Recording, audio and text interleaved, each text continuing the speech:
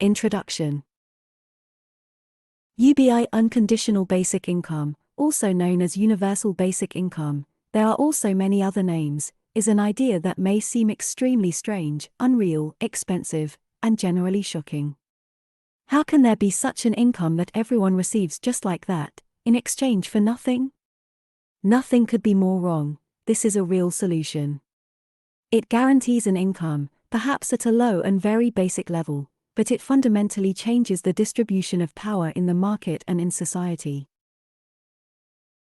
It is surprising that in the 21st century, humanity in the so-called civilized part of the world, or perhaps the part of the world that considers itself more civilized, has not solved the basic problems related to the quality of life of its citizens.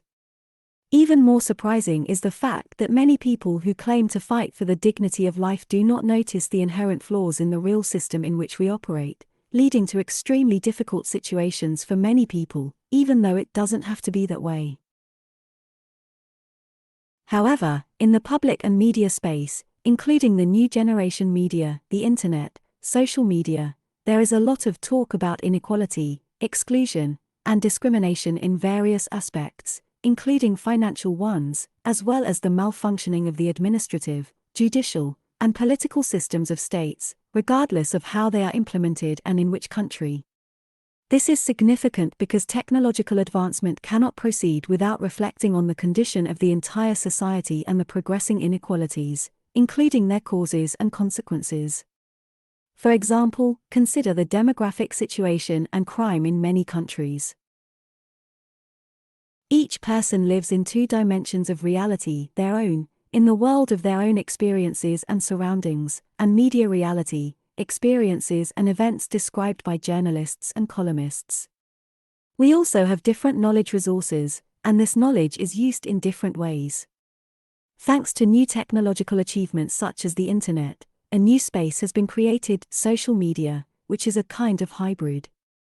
Through social media, we can exchange information with mainstream media, less mainstream media, and share our own experiences with our reality, without necessarily waiting for someone from the mainstream media to notice the problems faced by citizens. In addition to our usual everyday activities, entertainment, and necessary rest, sometimes we find time for reflections on the world around us. It is worth considering the allocation of working time, and how much free time we have left for these reflections and other activities. The available technologies and the multitude of information sources mean that there is a much larger space for exchanging information that is real, precise, slightly less accurate, and also the so-called fake news, which are sometimes used for the political manipulation of society, although they are not always the result of deliberate action. Many people come to the conclusion that something needs to be changed because it is impossible to go on like this, as the system is faulty. And rightly so. Anyway, changes, as such, are quite natural. After all, every person changes throughout their lives, on their own, and through the reality that surrounds us, including education and ideas that shape the consciousness of each of us. Suffice it to say that historically, 100, 50, even 30 or 15 years ago, some things seemed impossible. For example, in Poland before 1989, having an ordinary landline phone, the one with a cable, was not obvious. Today, in 2021, in the same country, having a mobile phone from a technical point of view is so obvious and simple that even sometimes it takes more effort to make an appointment with a doctor, and a monthly subscription for access to the network can cost less than a kilo of good cheese. As a child, I watched various films about space travel from the science fiction category or about autonomous cars. Today, when it comes to technical capabilities, virtually anyone who has a smartphone can connect from a phone in their pocket to the space station in high-quality video mode, which is something like a star communicator. Of course, it is not perfect yet. No one is surprised by an autonomous car. Highly automated production or sorting lines are a matter of course, as are automated stores, not to mention high-tech medical, material, robotics, and artificial intelligence work. Especially the time of the 2020 pandemic has changed a lot in the use of such systems, example, communications. It is the extraordinary technological and scientific progress that has brought about some changes, which should serve as the driving force for improving the quality of life in societies. Unfortunately, politicians and various government experts or people with seemingly better higher education sometimes fail for very different reasons, and this applies to many countries. Sometimes they protect rotten systems, while other times they possess a low level of knowledge despite their diplomas and exhibit little creativity. Sometimes they act too opportunistic and prioritize the interests of those who pay them.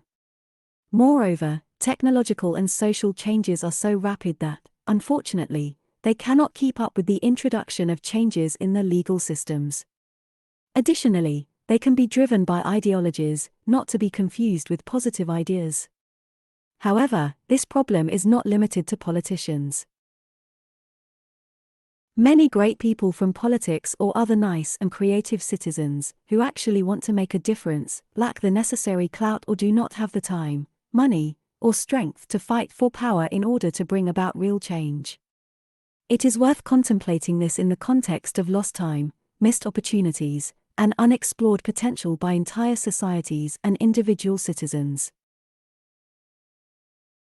My own experiences, including business ones, various events, media messages from all types of media, and the inspirations that appeared, along with the idea of an unconditional basic income, gave rise to the idea of writing a book dealing with unconditional basic income and certain issues regarding how markets, societies, and everyday observations work.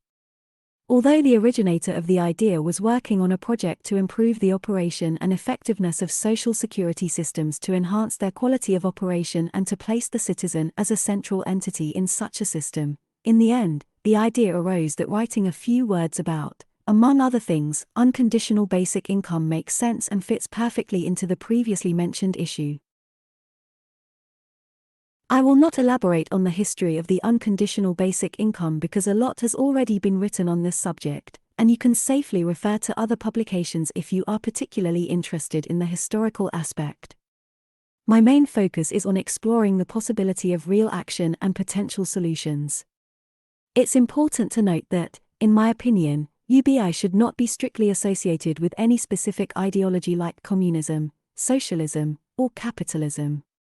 Instead, it can be considered as an idea that can work well within economies based on free markets, private property, and freedom of citizens. It's just an idea, quite a good idea. Basically, the system we live in depends on the actual operation of the state, law, taxes, and social systems, rather than just being defined by a specific label. In the publication, I try to use a fairly normal and colloquial language because, contrary to appearances, the issue is not that complicated. An unnecessary use of overly scientific definitions is, in my opinion, redundant,